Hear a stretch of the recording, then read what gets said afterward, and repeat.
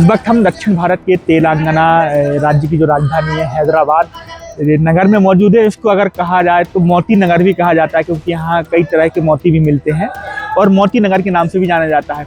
कई चीज़ों के नाम से मशहूर यह हैदराबाद नगर अब एक और इसकी पहचान बनने जा रही है। बागेश्वर सरकार की यहाँ पर श्री हनुमंत कथा और एक दिवसीय दिव्य दरबार का आयोजन किया जाना है।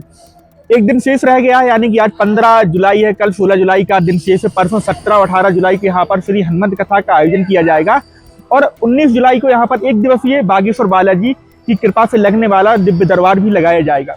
दिव्य दरबार एक दिन का रखा गया है ताकि ज़्यादा से ज़्यादा समय उन भक्तों को मिल सके, उन भक्तों के पर्चे बन सके जो यहाँ पर इस कार्यक्रम में शामिल होने के लिए आएंगे। तो इस वीडियो के माध्यम से हम आपको दिखाना चाहते हैं किस तरह से यहाँ तैयारियां चल रही हैं और आयोजन को लेकर किस तरह का उत्साह है और कितनी जो एक युद्ध स्तर का अगर कहा जाए तो अतिशयोक्ति नहीं होगी, क्योंकि युद्ध स्तर पे ही यहाँ पर तैयारियां चल रही हैं। जो आप देख रहे हैं कुर्सियां डाली गई हैं, यहाँ पर बेसमेंट बनाया गया है प्लाई का, आगे सोफे डले हुए हैं। यहाँ पर बताया जाता है कि जो लोग भक्त आते हैं अधिकांश बस नीचे नहीं, किसी न किसी कुर्सी या किसी न किसी उसमें बेसमेंट बनाकर उनको बैठाने का यहाँ की एक प्रथा है। तो उसको लेकर के समिति ने व्यवस्थाएं की हैं। हजारों की संख्या में कुर्सी बिछाने का काम किया जा रहा है। तमाम तरह के कूलर, चूंकि गर्मी और थोड़ा सा गर्मी कम रहती है, लेकिन फिर भी यहाँ पर गर्मी को देखते हुए बड़े बड़े कूलर लगाए गए हैं। इन कूलर की अगर बात करें तो लगभग 1 सैकड़ा के आसपास बड़े बड़े कूलर, पंखे और अगर पंडाल के अंदर की बात करें तो बड़े बड़े पंखे का उपयोग किया गया है। और सुरक्षा की दृष्टि से अगर देखा जाए तो बैरिकेडिंग की जा रही है ताकि भक्तों में किसी प्रकार की भगदड़ ना बने और कोई हादसा ना हो। उसको देखते हुए लंबी बड़ी चौड़ी गैलरी बनाई गई है।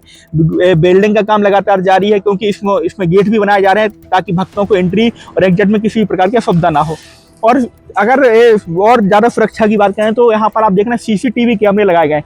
प्रत्येक एक पिलर बनाया गया है, पिलर टाइप का एक पाया खड़ा किया गया है, पोल, उसमें लगभग 5 से 7 कैमरे लगाए गए हैं। चारों तरफ से कैमरे से निगरानी रखी जाएगी और बड़ी बड़ी LED लगाई गई हैं कि जो भक्त मंच से दूर बैठे लेकिन उन्हें ऐसा महसूस ना हो कि हम मंच से दूर है और हमें अच्छे से दिखाई नहीं दे रहा है। तो लगातार तैयारियां बड़े ही स्तर पर चल रही हैं।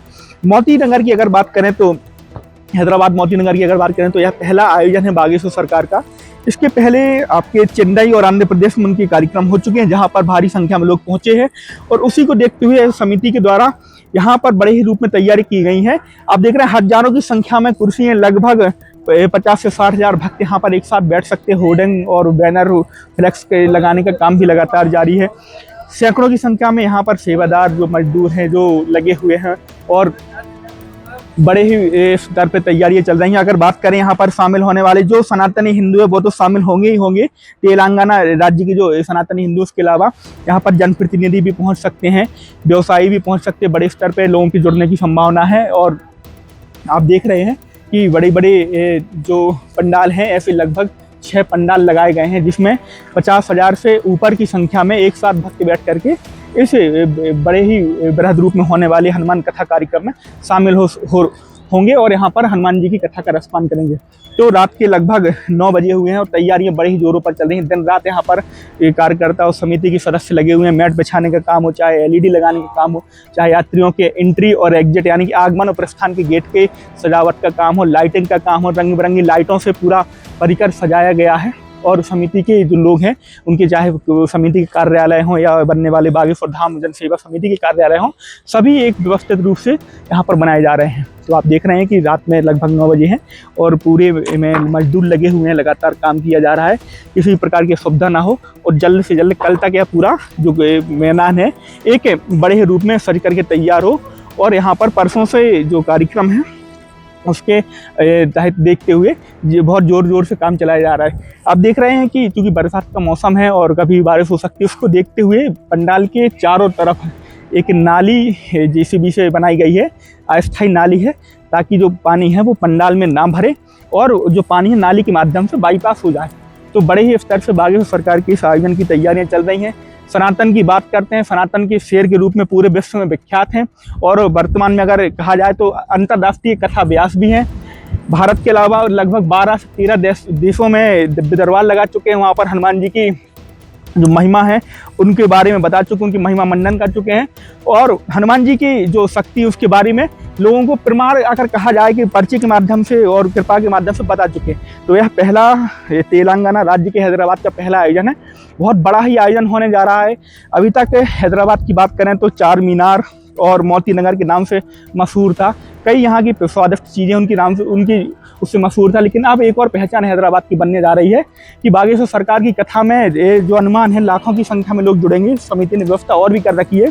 पंडाल के आगे भी बहुत बड़े बड़े मैदान है, तो अगर पंडाल छोटा पड़ता है तो वहाँ पर भी भक्त बैठेंगे और कथा का रसपान करेंगे। तो हम तैयारियाँ चल रही हैं, भक्तों के अंदर भी उत्साह है। प्रथम नगर आगमन है, जगह जगह होर्डिंग फ्लैक्स और अपने अपने स्तर पर यहाँ पर लोग स्वागत करेंगे। प्रथम नगर आगमन होने की वजह से जो यहाँ के जनप्रतिनिधि हैं, जो यहाँ के और अन्य प्रतिनिधि हैं, वो भी यहाँ पर पहुँच करके एयरपोर्ट से लेकर के कथा स्थल यानी कि निवास तक बड़े ही भव्य रूप में उनका स्वागत करने वाली हैं।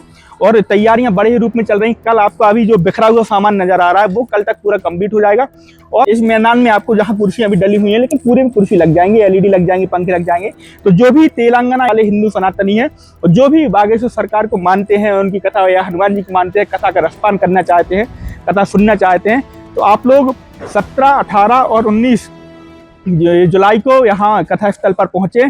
कथा स्थल पर पहुँच करके कथा का रसपान करें और हनुमान जी की भक्ति और दिव्य दरबार का भी दिव्य दरबार में भी शामिल हो, ताकि आपको पता चल सके किस तरीके से भगवान की कृपा होती हो। भगवान की कृपा से लाखों की संख्या में बैठे व्यक्तियों के बीच से एक व्यक्ति को एक कृपा के माध्यम से बुलाया जाता है। उसके पर्चा कैसे बनाया जाता है और उसकी जो जीवन की घटना है पूर्व में या वर्तमान में या आने वाली घटित घटनाओं को पर्चा पर कैसे उतारा जाता है। तो आप सभी लोग 3 दिन का समय निकालकर यहाँ पर पहुँच सकते हैं और इस कथा का रसपान कर सकते हैं। तो परसों बागेश्वर सरकार की यहाँ पर कथा चालू होगी जो 3 दिन चलेगी। तो आप सब लोग सपरिवार सहित पहुँचें और यथास्थान पहुँच करके अपना स्थान ग्रहण करें और कथा का रसपान करें।